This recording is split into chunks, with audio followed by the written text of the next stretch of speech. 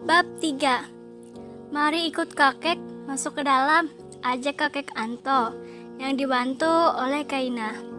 Kini Kaina tengah duduk di ruang tamu sambil memainkan ponselnya, sembari menunggu kakek Anto untuk turun menemuinya.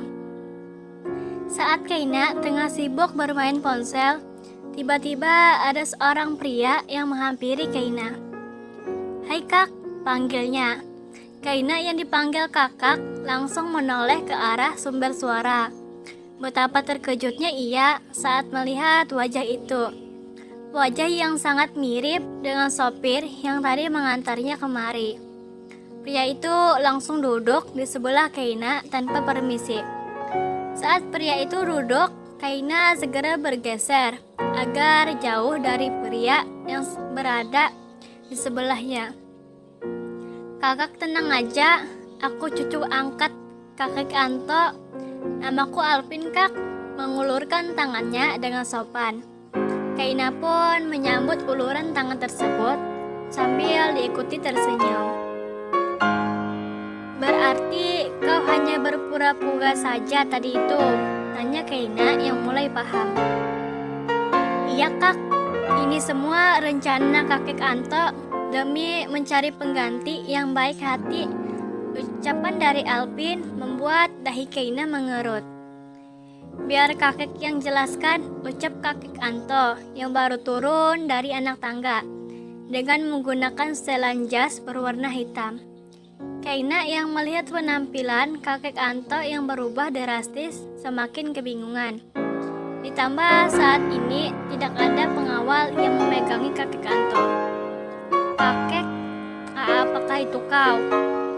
Kenapa sangat berbeda?" tanya Kaina gelagapan dan segera beranjak dari duduknya. "Tenanglah cucuku, kakek hanya berpura-pura sakit saja agar bisa mendapatkan seseorang yang baik hati sepertimu." Balasan dari kakek Anto lagi-lagi membuat Kaina kebingungan. Ia tidak mengerti dengan rencana kakek Anto yang sudah berada di sebelahnya. "Aku tidak mengerti apa yang diucapkan kakek," ucap Kaina bertanya. Mendengar itu, kakek Anto hanya tersenyum dan menjentikan jarinya. Tak berapa lama datanglah seorang pria yang berpakaian rapi dengan wajah nan datar dan dingin. Kaina yang melihat itu langsung terperangah kagum. Betapa hebatnya kakek Anto, pikir Kaina.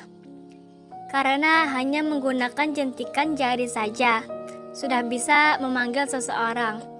Apalagi kalau menggunakan pistol, maka sudah dipastikan bisa memanggil malaikat. "Ambilkan barang yang sudah menjadi miliknya," suruh kakek kepada pria tadi. Pria itu hanya mengangguk patuh dan segera pergi. "Kek, aku ingin belajar tek-tek," ucap Kaina polosnya, sambil memperagakan jarinya seperti kakek Anto tadi. Orang-orang yang berada di sekitar mereka hanya bisa menahan tawa saat mendengar perkataan dari Kaina yang sangat polos itu. "Kau akan segera mempelajarinya cucuku," balas kakek Anto lembut. "Wah, nanti aku hanya tinggal tek-tek saja lagi," sahut Kaina kegirangan sambil menepuk bahu Alvin yang berada di sebelahnya. "Kak sakit," dengus Alvin cemberut sejadi-jadinya. Kaina yang sadar akan itu langsung menghentikan aktivitasnya. "Apa kau masih sekolah atau bekerja?" tanya Kaina kikuk. "Aku kerja Kak," sahut Alvin, hanya diangguki kecil oleh Kaina. Pasti kalian sudah mengetahui identitasku kan?" tanya Kaina menginterogasi.